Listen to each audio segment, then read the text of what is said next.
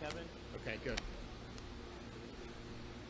Well, good afternoon. I'm pleased to announce today that starting today and for 7 days a week from 9 to 5 here at C.B. Smith Park, we will be having monoclonal antibody treatments. We can do over 300 individual treatments a day, and we encourage all Floridians, particularly from this area, who are qualified for this to seek it if they're in the position of doing that.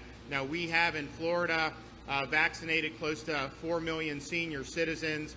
You have over 70% of people who are over 18 have been vaccinated, and we work very hard. In fact, I remember when we first got the vaccines, the pharmacies weren't necessarily ready to do the nursing home, so we did strike teams with Florida DEM, and we did Broward and Pinellas. That first week we came and did it, and I think we were down in, where were we, in Pompano, that initial one, to be able to go in there and do those nursing homes and been able to go through and do all of that, and we're very proud of that. What we've seen this summer, as we've seen the summer wave is, and I think in South Florida this is absolutely true as well, the percentage of people who are being hospitalized that are COVID positive are overwhelmingly people that have not been vaccinated, and even more overwhelmingly are people that have not, once infected, got the monoclonal antibody treatment. And so, we think the data is that your chance of being severely ill is greatly reduced, if you have been vaccinated. But on the back end, if you do get infected, whether you're vaccinated or not, clinical data and real-world data shows that if you avail yourselves of a monoclonal antibody treatment at the appropriate time, you will reduce your chance of being hospitalized by about 70%. And I would say throughout the state of Florida, at least 90% of everyone that's admitted to hospitals for COVID did not get the monoclonal antibody treatment prior to being admitted. And that's important to note because once you're sick enough to where you're going to be admitted, the antibody at that point is not able to counteract the virus. When you initially become symptomatic, if you go in and get it prior to the need for hospitalization, the track record is very, very good at resolving the symptoms. And this has been available since last December. They got the EUA for Eli Lilly and Regeneron probably, I think, both in December of 2020. And so this has been available. The hospitals have been doing it the whole time. But I think what we have learned over the past few weeks is there's not enough people that know about it. Yes, if you go and you're talking to a physician, the physician very well may recommend this, but there are a lot of people showing up to the hospital that didn't even know that this was something that was possible. And so we did a Jacksonville, Orlando, Merritt Island. We're here in Broward. We're going to do a site that's going to open later this week in Miami-Dade. I'm going to be in Palm Beach later today. We're going to be doing some in other parts of Florida. But basically, we're going to have 10 to 15 sites throughout how many are we going to think you're going to have total? Probably between 15 and 20. Oh, actually between 15 and 20. So between 15 and 20 sites that will do over 300, up to 300 treatments a day for patients. And so the goal is, look, we have vaccinated people that are getting infected. I think there's the breakthrough cases. They're not rare. Now, fortunately, they're almost always very mild. And so I do think, even though it's not providing sterilizing immunity to infection, it is providing a reduction in symptoms. Nevertheless, people that are very at risk, even if you're vaccinated, this treatment is available for you, and it's kind of like, the vaccine is preventative, and then this monoclonal is ameliorative on the back end to try to help reduce the severity, and it's done a very good job of doing that. And so the goal is obviously it'd be great to say no one will get infected, but we know even vaccinated people are testing positive.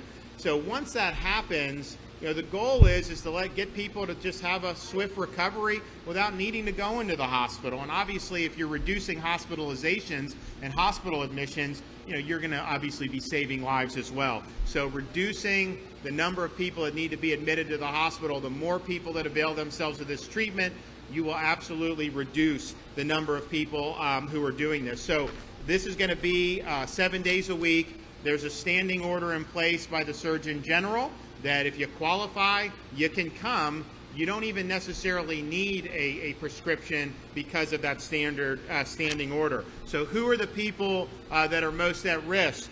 Elderly, immunocompromised, morbid obesity, living with diabetes, kidney problems, and then heart and lung conditions. And so if you're in that group and you do end up developing a COVID infection, if you do this early on in that stage before it becomes very severe, you have a great opportunity to have this resolved. You know, we're already having people write into our office just telling us, like, look, we didn't know about this. You know, my dad is vaccinated, but he got this. He started developing symptoms. We went in, and now he feels great 24, 48 hours later. And I think you talk to a lot of people throughout Florida that have done this. There's a lot of positive response. And so we're expanding access, but we're also raising the visibility of this because this is not something that the average person knows. I've actually known people that are in relatively high political office who got infected, and they didn't know that there were monoclonal antibodies. And so it's just, you know, you think about that and you're like, wow,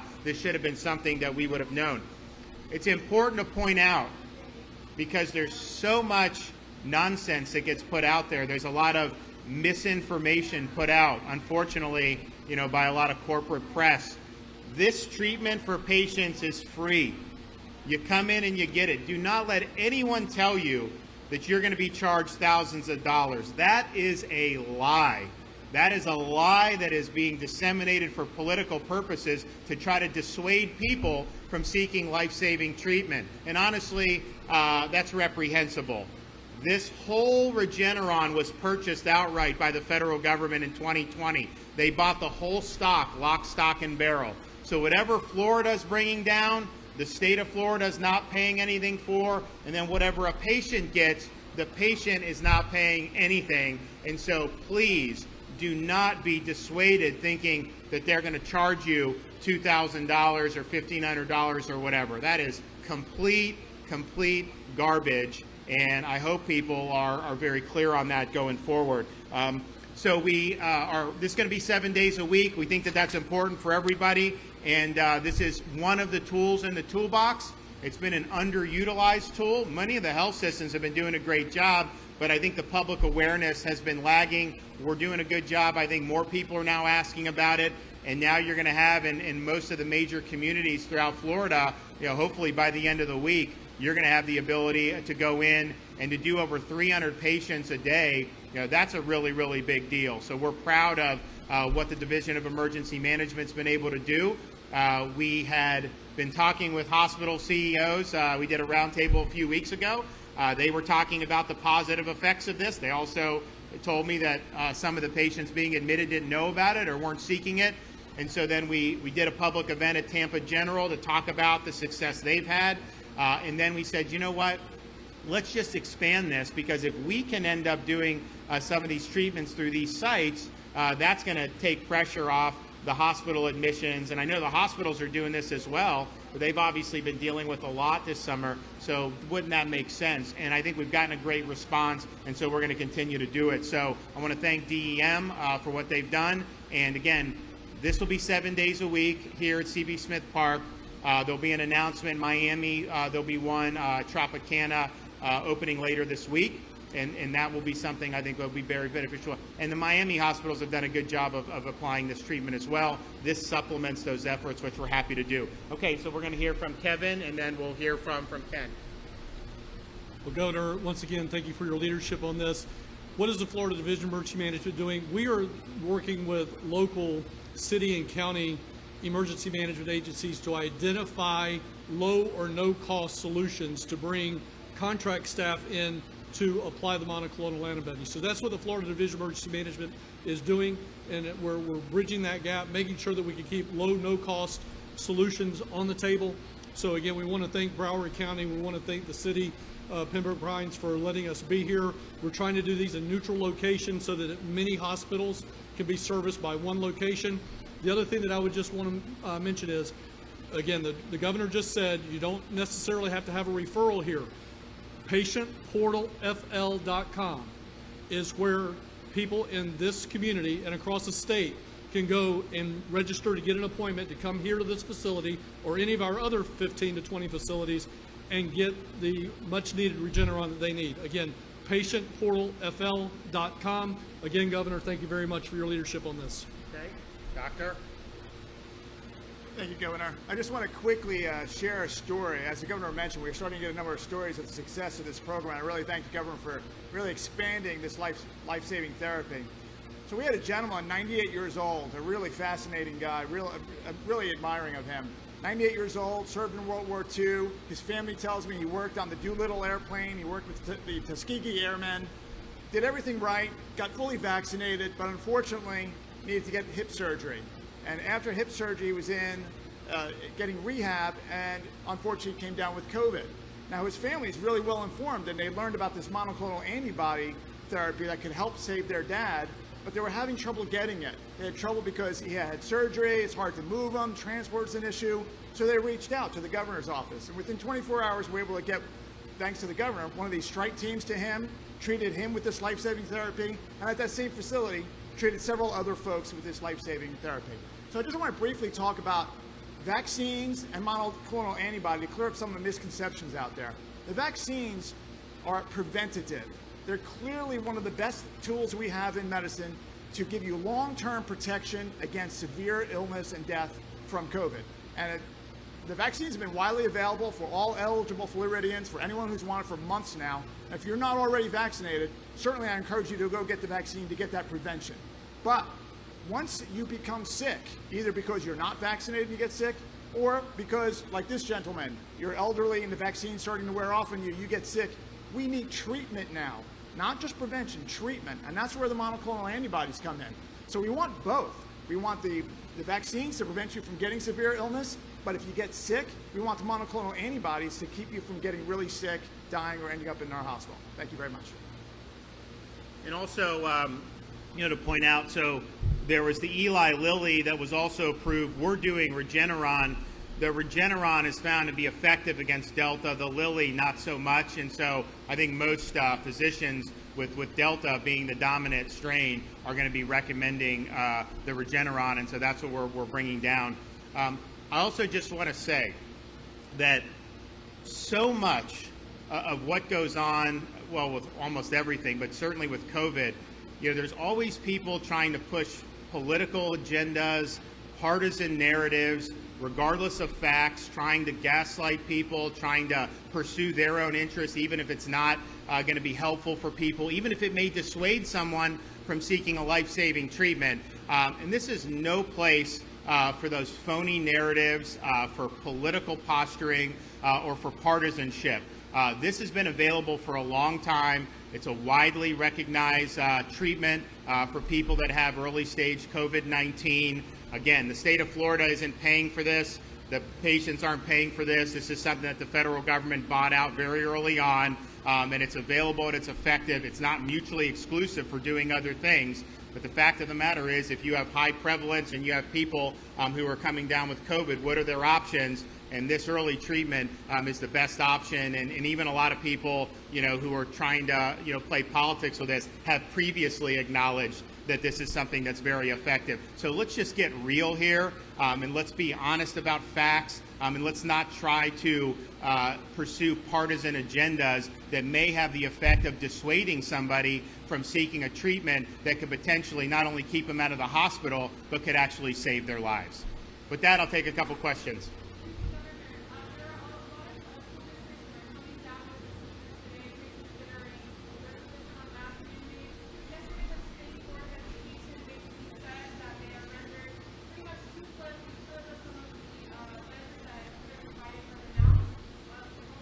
I don't think that's what they said. I think you're mischaracterizing that. I don't agree at all. They enumerated some things that would be very appropriate. And here's the thing: the forcing young kids to wear masks all day, these kindergartners, having the government to force that. That's not defying me. That's defying the state of Florida's laws and the Parents' Bill of Rights that was enacted just this past legislative session that I signed into law. That was the legislature of Florida that said the parents are the ones that have ultimate responsibility for health, education, and welfare. And so this is not just something we're making up. This is what the state law says. These emergency orders implement the law that the legislature passed. And I can tell you, I know that there's a lot of members of the legislature who say, wait a minute, you're just above the law? You think you can do whatever you want? That's not the way it is. So the legislature has spoken. I've signed it into law. Parents obviously are in the driver's seat here, and that's what the law is. There will obviously be consequences, I think, in probably a number of different ways. And at the end of the day, you have local officials who do not believe they need to follow the law. That's what this is about. It's not about, they're trying to posture it about me, because if you make it about me, you get on CNN. We know that, right? Or you get some of the other media outlets. They'll like you if you do that. We know that. That's just how the game is played. But that's not really what it's about. It's about the people of Florida, through their legislature, have said parents have certain rights. And I can tell you this, a parent has the right to send their kid to school in the way that's most healthy for their child. And to have a 5-year-old or a 6-year-old forced to do this, again, Britain doesn't have kids en masse. In fact, during their Delta wave, they didn't have the school kids en masse. European countries overwhelmingly have rejected that. In Florida, we had 35 to 40% of our school districts last year did not require this. We had charter schools, private schools. Elsewhere in the United States, you don't see a difference statistically significance in outcome on that. So therefore, it's really up to the parent, and that's not because I say so, that's because that's what Florida law commands. Yes, ma'am.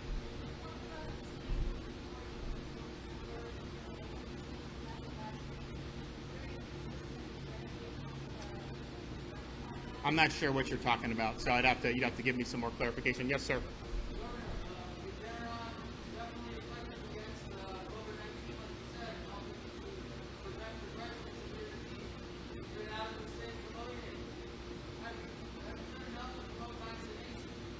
Well, you tell me. I mean, how many events I did. I've done over 50 public events. I was in Broward as soon as we got the Pfizer, we were the first state in the nursing homes. I literally wheeled one of the seniors out after having done it. We brought vaccines, and were criticized for doing it, to places like Century Village in Broward, Kings Point and Delray Beach. We were bringing it directly into senior communities. We brought it into retail pharmacies, and were criticized for making it easier for people to be able to get the vaccination. So I would encourage you to go rewind the tape and watch what had happened over those times, and how relentless we were about saying seniors first. Everybody's going to be able to get it. And sure enough, as Dr. Shepke said, since April, every single adult Floridian has had easy access to this. This has been distributed far and wide. You've been able to do it. But as Dr. Shepke said, it's not an either or. But if you're facing infection, which many Floridians have with this Delta wave, then what do you do? And I think the data is very clear. The vaccines are helping to prevent severe illness amongst people who do it. But once you're infected, the vaccine is not going to treat the infection. And so what do you need to do to be able to do that? So it's obviously both. But when you look at having almost 4 million seniors vaccinated, and we're #1 in the Southeast in our region, and we're ahead of the national average on that, we're not doing mandates because, quite frankly, I don't know individuals' health. It's their decision. And I remember going to that when we went to the first nursing home. We went there, and it was very emotional for a lot of the residents, because they had had a rough 9 months with how fragile nursing homes were, and obviously the residents were very high risk. You had some that were crying, and they were so happy, but you know what? There were some residents who just did not want to take it. And so who am I to say an 85-year-old, I don't know their health conditions, I don't know what's bringing them that. They may have had a prior COVID infection. And so there was never a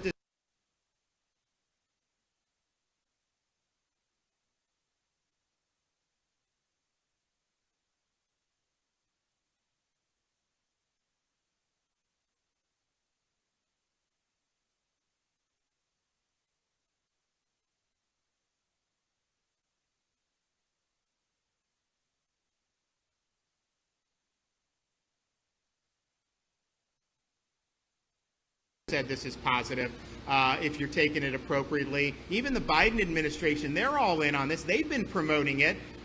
You know, you don't see the same type of little, games being played in terms of them, but I could do the same thing if you wanted to do that. But that's just what.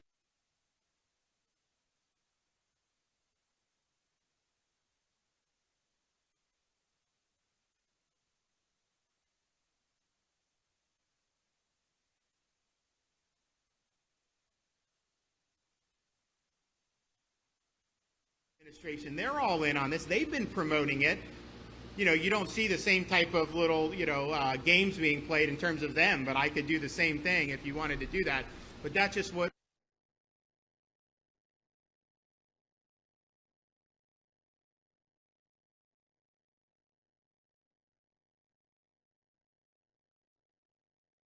this is providing.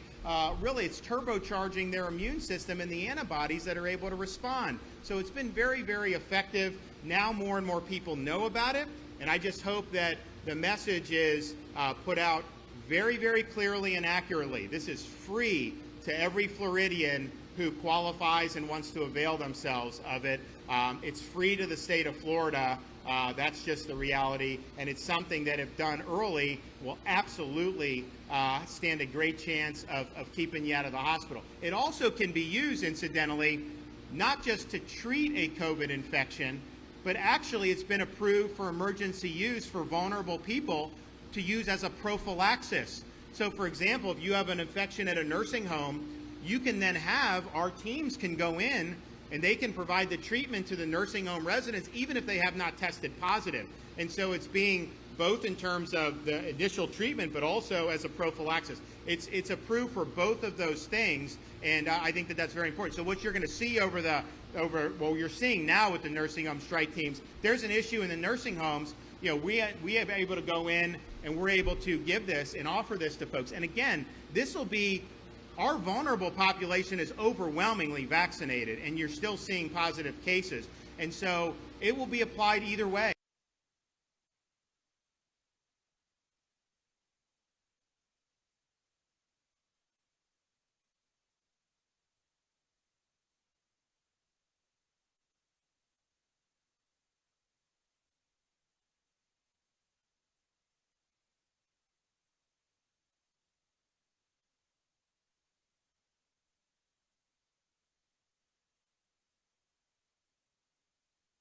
So you're going to see us going into there, and you're also going to see, you may see up to 20 sites, by the end of this week. And I think it's going to make a big difference.